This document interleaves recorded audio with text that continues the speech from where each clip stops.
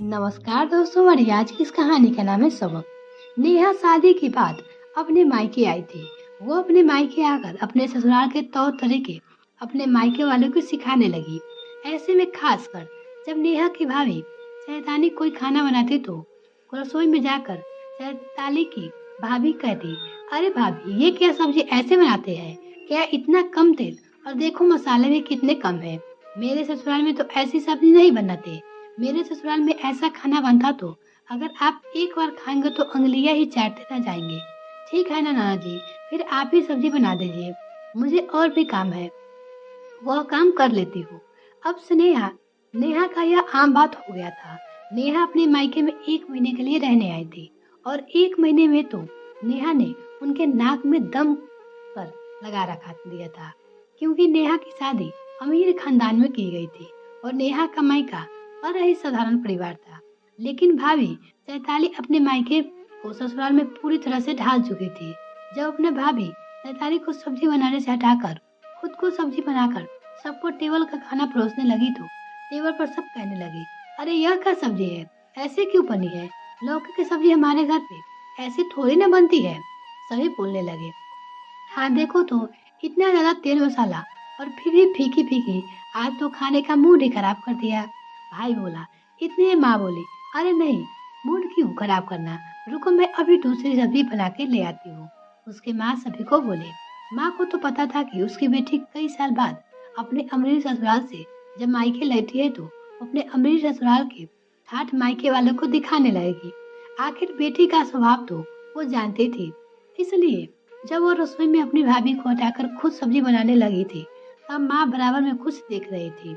इसलिए जब वो वहां से चली गई तो माँ ने देखा कि सब्जी तो खाने लायक नहीं है, तो घर में कोई खाता भी नहीं और इस घर में वाले सारे सुख रहते हैं, भूखे नहीं रहते। ऐसे नेहा की माँ ने फिर अपने तरीके से सब्जी बना ली और फिर वही सब्जी सबको परोसा।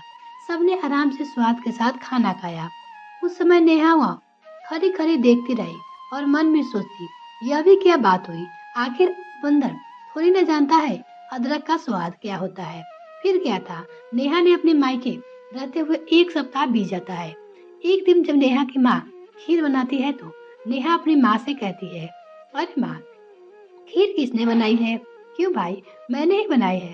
तुझे तो मेरे हाथ की खीर कितनी पसंद आती थी।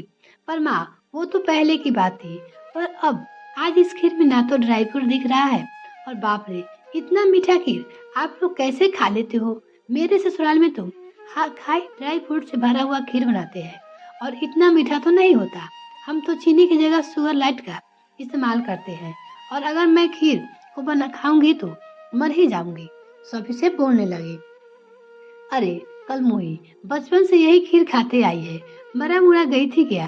पीछे से भाभी सैताली अपनी ननद के नखरे देखती है और फिर जो कमरे में आकर कहती है, अच्छा ननद जी, आपके ससुराल में इतनी अच्छी खीर बनाते हैं तो फिर मुझे मेरे भाई के लिए भी आप जैसी ही कोई खीर बनाने वाली चाहिए। वो क्या है ना कि शादी की पूजा की रस्म होती है ना, उसमें पंडित जी ने कहा है कि कुंडली में एक दोष होने के कारण पूजा के प्रसाद में खास खीर का प्रसाद चढ़ाना होता है, तो फिर आपसे बढ़िया तो कोई खीर बना ही नहीं सकता। अरे हाँ हाँ भाभी, क्यों नहीं, वैसे ही मेरे ससुराल में खीर बनाकर उसका भोग भगवान को चढ़ावा बड़ा ही आम बात है। हर आए दिन ही बनाती हूँ खीर, क्योंकि मेरे ससुराल में तो जब भगवान को भोग चढ़ता है तो वह हमारी सद्भावना और तपस्या से बना होता है। और फिर क्या था, समय गुजरता है और फिर सैताली अपनी ननद को अपने मायके लेकर जाती है ताकि ननद पूजा के लिए खीर बनाए। वो खीर भगवान को भोग चढ़ाना और फिर सबको प्रसाद में दिया जाने वाला था। ऐसे ही नेहा खुशी खुशी में अपने भाभी के मायके आकर खीर का प्रसाद बनाती है और वही खीर पंडित जी पूजा के लिए भगवान को भोग लगाता है। फिर भोग भी चढ़ जाता है और फिर वह आए मेहमान को प्रसाद में दिया जाता है। जब आसपास के कुछ औरतों और रिश्तेदार प्रसाद में चढ़ाया हुआ खीर अपने मुंह में डालते हैं तो बोले, अरे यह चावल वाला खीर है या ड्राई फ्रूट फूड वाला? चावल तो दिख ही नहीं रहे हैं और इतना कम मीठा, बाप रे, चावल के दाने से ज्यादा तो इसमें ड्राई फ्रूट पड़े हैं। ऐसी भी कोई खीर होती है क्या? हमने तो पहली बार खाई है। सभी मेहमान बात बना रहे थे। सच कह रही हो, लगता है शैतानी के घर वाले बड़े अमीर हो गए हैं, कभी बस ड्राई फ्रूट्स में भरी खीर बनाई हो, लेकिन मीठा नहीं है, एकदम फीका है। अरे क्या हुआ मौसी जी, आपको खीर अच्छी ना लगी? वो उससे पूछने लगी। हाँ हाँ, बस अच्छी ही है, थोड़ी फीकी है। वैसे किसने बनाई? अरे मौसी जी, यह खीर तो मेरी ननद नेहा ने खुद अपने हाथों से बनाई है। वो क्या कहते हैं ना, सद्भावना और तपस्या से बनाई है। क्यों ननद जी, है ना? और ननद क्या बोलती, उसकी तो बोलती बंद हो गई थी, क्योंकि उसकी बनाई हुई खीर का प्रसाद खाकर किसी के मुंह से वो उसकी तारीफ नहीं सुनती है। अरे चुप करो, प्रसाद है, इसका अपमान थोड़ी न करते हैं। जैसे वैसे अपना खा लो और भगवान का नाम लेकर प्रसाद को ग्रहण करो। पास में ही खड़ी चैतानी की नाना दादी बोली। फिर वह समय से बीत जाता है। अब भाभी चैताली का भाई भी शादी करके नई घर में आ गई। चैताली अपनी ननद नेहा को लेकर अपने ससुराल चली जाती है और मायके आके फिर नेहा को वही राग शुरू हो जाता है। जब दोपहर को खाना का समय होता तो नेहा रसोई में जाकर देखती है, फिर सारा खाना बढ़िया बन चुका था, लेकिन फिर भी वो अपनी माँ को आवाज लगाती है। नेहा, माँ रसोई में आती हो तो वो अपनी माँ से कहती है कि माँ, सब्जियाँ और यह दाल कैसी बनाई है आपने? ना रंग और ना ही रूप है। पता नहीं आपके हाथ से बनी हुई रसोई कैसे खा लेते हैं सब। अपनी माँ से पूछने लगी। अरे बेटा, लेकिन यह सब खाना तो तेरी सास ने बनाया है। मैंने तो तुझे बताना ही भूल गई थी कि सुबह तेरी सास तुझे ससुराल से वापस ले जाने के लिए आई है। इतने में सास भी रसोई में आती है। फिर क्या था? नेहा तो ये सुनकर उसकी बोलती बंद हो गई। वो बकरी के डिब्बे में जो आई गई थी उधर से और सास की आवाज आती है।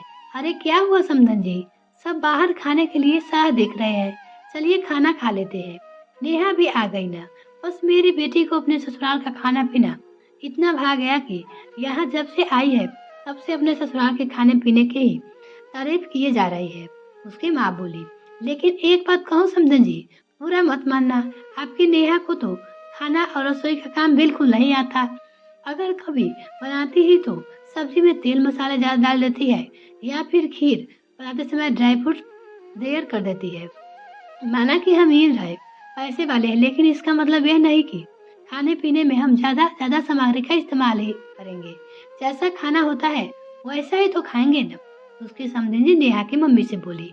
सास की यह बात सुनकर नेहा को तो पसीने छूट जाते हैं और सारे घर वाले नेहा पर खूब हंसते हैं। इतने दिन तो अब उसने ताली भाभी और अपनी माँ के नाम से जितना दम करके रखा था, आज नाक लाल और सूजा हुआ था। नेहा का हुआ पड़ा था। ये कहानी आपको कैसी लगी कमेंट सेक्शन में लिखना ना भूले। इसी तरह कहानी सुनने के लिए जुड़े रहे हमारे साथ। तब तक के लिए धन्यवाद दोस्तों। अगर मेरे चैनल को अभी तक सब्सक्राइब नहीं किया तो प्लीज मेरे चैनल को जल्दी से सब्सक्राइब कीजिए। साथ में बेल आइकन पर ताकि मेरे और वीडियो का नोटिफिकेशन सबसे पहले आपको मिल सके।